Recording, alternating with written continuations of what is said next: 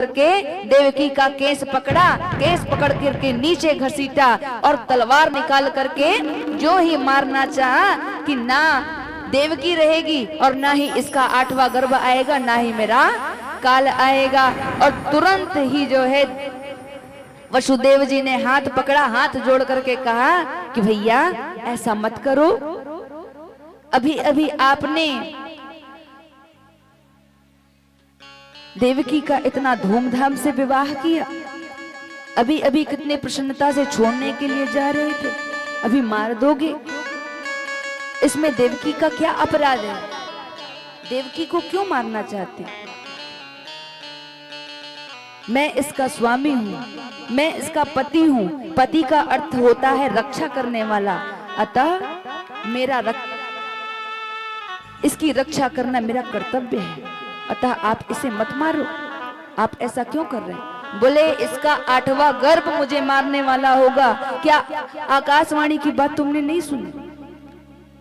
वसुदेव जी ने कहा 8वां गर्भ ही तो मारेगा ना, कि देवकी आपको मारने वाली है? बोले नहीं, 8वां गर्भ। बोले ठीक है, हमारा जितना भी संतान होगा हम आपको समर्पित कर देंगे, आप चाहे उन बालकों का, उन संतान का कुछ भी करें, हमको कोई अर्थ नहीं होगा। हमारे जितने भी संतान होंगे सब आपको दे देंगे, लेकिन देवकी को छोड़ दो।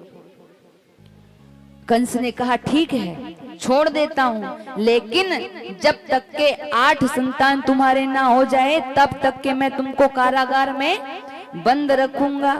और तब वसुदेव जी ने कहा कि मुझे मंजूर है, आपकी ये शर्त मुझे मंजूर है। अब तो हाथों में हथकड़ी लगा दी, वसुदेव और देवकी के पैरों में बेड़ियां लगा दी और कारागार में बंद कर दिया। कारागार में रहने लगे दोनों।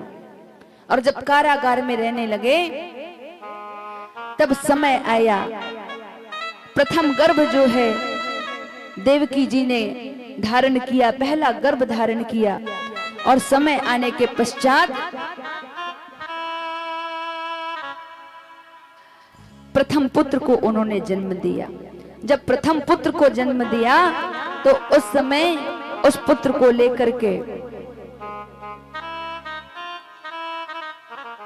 वसुदेव जी महाराज कंस के पास पहुंचे, कहा कि भैया देखो ये प्रथम पुत्र हुआ है, अतः आपको देने के लिए आया।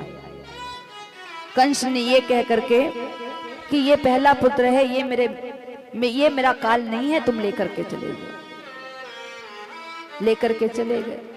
इधर नारद जी महाराज आ गए, अपना गणित बताया कि कोई भी 8 हो सकता है, कोई भी पहला हो सकता है। बुद्धि फेर दी कंस की। कंस ने तुरंत ही बुलाया, जो ही लेकर के आए बालक को, तो बालक को लेकर के पत्थर में पटक करके मार डाला। पहला बालक, दूसरा बालक, तीसरा बालक, चौथा बालक, 5वां बालक, 6वां बालक, 6 बालक को पत्थर में पटक पटक करके मार डाला। 7वां गर्भ देवकी माता ने धारण किया तो उसे भगवान ने योग माया से कह करके वसुदेव जी की पत्नी, पहली पत्नी जो कहाँ रहती है? गोकुल में रहती है, रोहिणी जी के गर्भ में डलवा दी। इधर इनको ये लगा कि गर्भपात हो गया। और समय आने के पश्चात माता देवकी ने 8वां गर्भ धारण किया। और जो ही 8वां गर्भ धारण किया तो वहां की चौकसी पहले से दुगनी बढ़ा दी। इतनी ज्यादा, पहले जितना वहां पर सैनिक लगे हुए हैं उससे और भी ज्यादा सैनिक लगे हैं। कितने फाटक लगे हुए हैं, फाटक के अंदर फाटक, फाटक के अंदर फाटक, फाटक के अंदर फाटक। सबसे लास्ट में जो है कारागार में बंद है वसुदेव और देवकी। भगवान श्री कृष्णचंद्र जी महाराज माता देवकी के गर्भ में आए। और अब भगवान श्री कृष्णचंद्र जी महाराज का जन्म होने वाला है, प्राकट्य होने वाला है। इधर सभी देवता माता देवकी के गर्भ में आ गए और गर्भ में आकर के सभी प्रार्थना कर रहे हैं भगवान से। सभी भगवान को प्रणाम करते हैं। क्या? सत्यव्रतम सत्य परम त्रिसत्यम सत्यश्च योनि निहितम च सत्ये सत्यस्य सत्यामृत सत्य नेत्रम सत्यात्मकम त्वाम शरणम प्रपन्ना। जिन भगवान का सब कुछ सत्य है, ऐसे भगवान को हम प्रणाम करते हैं। सभी देवता भगवान को प्रणाम करके स्वर्ग को वापस चले गए और इधर अब भगवान के आने का समय हो गया है।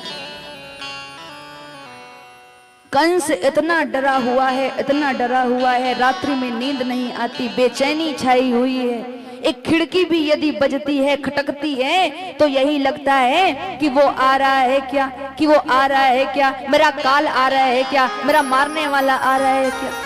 मानो हर समय वो भगवान का ही स्मरण कर रहा है, भगवान को ही याद कर रहा है।